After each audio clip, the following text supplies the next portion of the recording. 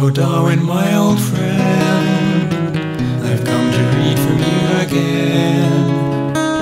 You comfort me when I grow weary of people saying it's just a theory, because a theory is a system of abstractions in our finite minds, of laws behind the things we find with science. And on the internet I saw 1 billion people, maybe more, people clinging to old delusions, people jumping to conclusions,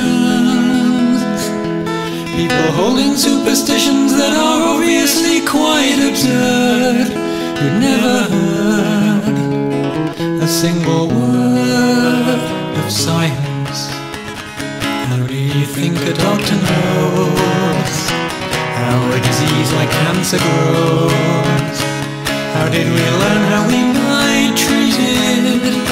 How do you think one day we might beat it? 'Cause it won't be by taking sugar pills or standing on one leg for hours while eating flowers, but through the powers of science. If you have answers and you're sure they're better than what came before, make your hypothesis and test it. Take the results that you've collected, and then you write them in a paper and submit it for a peer review.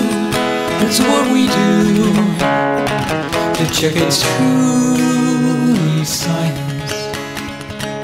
And the people stood and prayed. They said our faith cannot be swayed. They have their views and they won't move them. They have their truths and they won't prove them. They'll take the words of the prophets over fossils that were really found beneath the ground. They don't like the sound